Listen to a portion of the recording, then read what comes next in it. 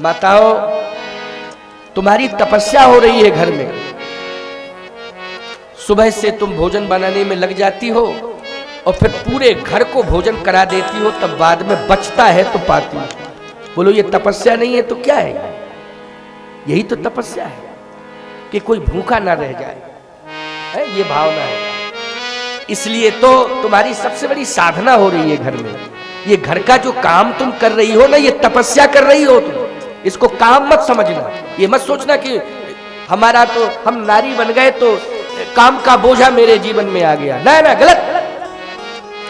काम का बोझा नहीं आया है तुम्हारे जीवन में, ये तो तुम्हारी तपस्या है।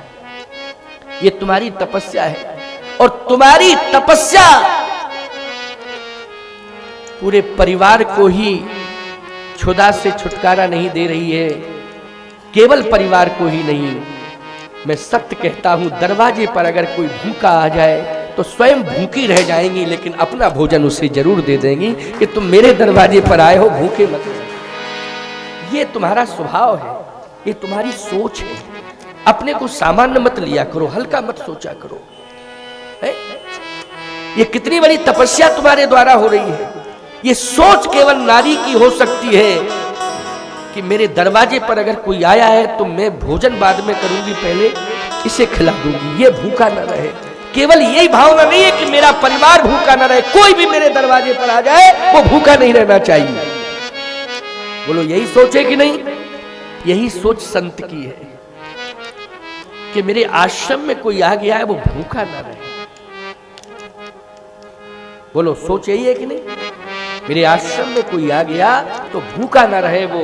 और केवल आश्रम में ही नहीं प्यारे, कहीं भी संत होगा, आश्रम से भी दूर होगा, अगर भोजन उसके पास होगा, तुम पहुंच जाओगे तो ये जरूर कहेगा भैया भोजन कर लो। वो संत है। और जो दुष्ट हृदय वाला होगा, बोले सुनो दूर हो जाओ, अभी हम भोजन कर रहे हैं, अभी भोजन करना, दिमाग खराब।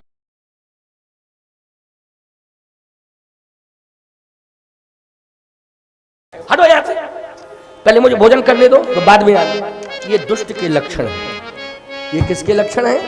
ये दुष्ट के लक्षण है, ये संत के लक्षण। भोजन की थाली आ गई, अरे भैया आओ भोजन कर लो, भोजन कर लो, भोजन कर लो, और कहे ही ना प्रसाद के रूप में देवी। ये संत के कहता हूं कि जरूरी नहीं है कि भेष से तुम संत बन जाओ, उद्देश्य से संत बनो। पवित्र उद्देश्य, अगर परोपकार करने का उद्देश्य तुम्हारा है, इसलिए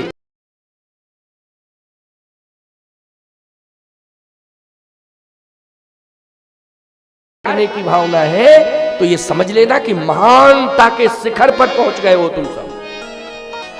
चाहे वो महिला हो चाहे पुरुष हो, कोई भी हो, महानता के शिखर पर।